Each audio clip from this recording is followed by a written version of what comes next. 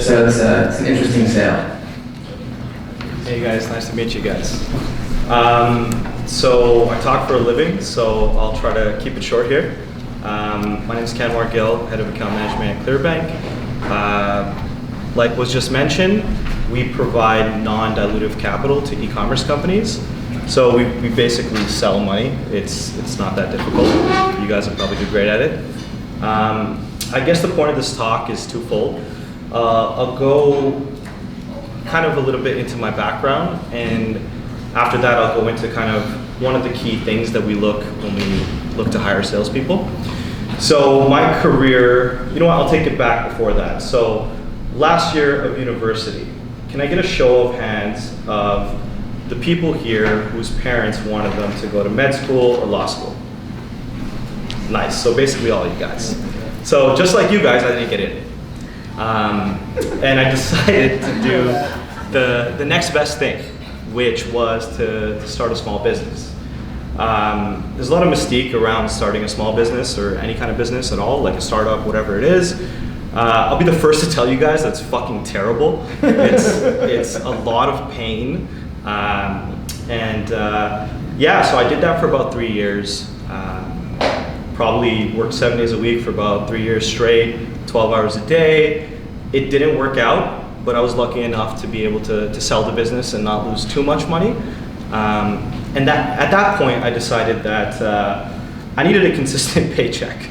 So I was looking at my skill set, looking at kind of what I was good at, what I was natural at, and sales. My girlfriend works in sales, she does great at it, and she kind of pushed me towards the career.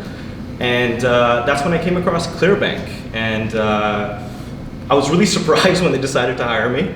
I was the first sales rep on the e-commerce side of our business.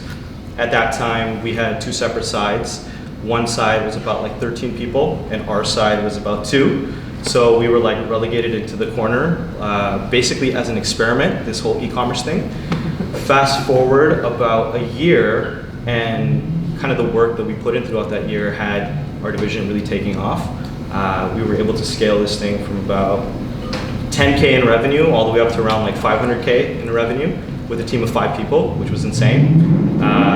The interesting thing about my role at Clearbanc early on was I got to work in every part of the business. So we didn't have the resources that the larger division in our company had. So we were building product, we were our own operations team, we were our own customer support team, and you know, our legal counsel will hate it, but we were also our own legal team, so we were whipping up contracts.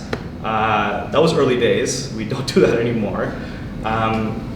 But yeah, I mean, today we're about 70 people. We're looking to hire about 20 account executives, 10 BDRs in the next 2 to 3 months. So you can say we're scaling pretty damn rapidly. In terms of what we look for when we hire, a lot of people have already spoke about it, but sales is really hard. Like, I like to call our team the psychopaths because we're all crazy to get slapped in the face every day and then wake up and come ask for some more.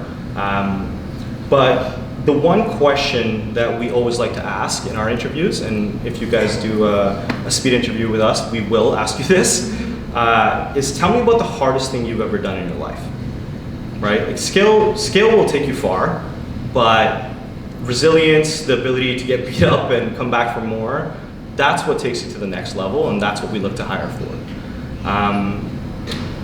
That's pretty much it. Like I said, short and sweet. Does anybody have any questions? Nope. Oh, we got one. I'm just curious, what does the sales cycle look like when you're trying to sell money? It varies. It varies on the size of the business, right? So for reference, we have companies that are just like fledgling startups that maybe are doing like 10K a month in revenue, and it's mostly e-commerce companies now. The company shifted over completely to e-commerce, and then we have clients that are doing like 20 million a month, right? So really depending on where the business is at, the kind of the stakeholders involved. With a small deal, it might just be the CEO that you're dealing with. With a larger deal, it might be the CEO, the CFO, their legal counsel, and their board of directors, right? So it varies. It could be as quick as like 5 days, all the way up to like 6 months. And personally, from my experience, it all has to do with the size of the deal. Thanks. Cool. Any other questions? Sure. So I have a friend who works in SaaS currently, and I've done sales for quite some time. And he let me know, because I'm saying all these jobs where they want SaaS experience, but he let me know the pool is so small in Toronto.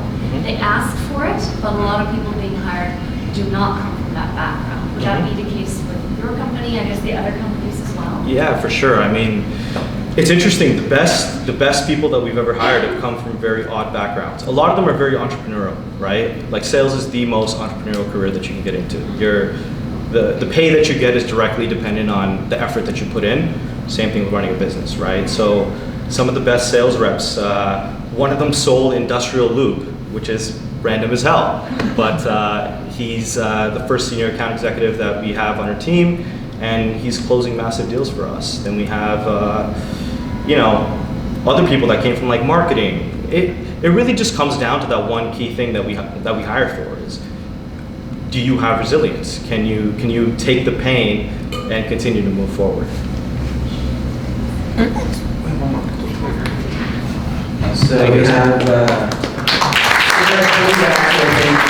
big question that people have is where to get started. And I think Josh kind of alluded to the BDR SDR role. So here's Rebecca, who's actually hiring SDRs. She's an SDR manager at Bluebeam. And she'll tell you more about their company and whether or not you need SaaS experience or not.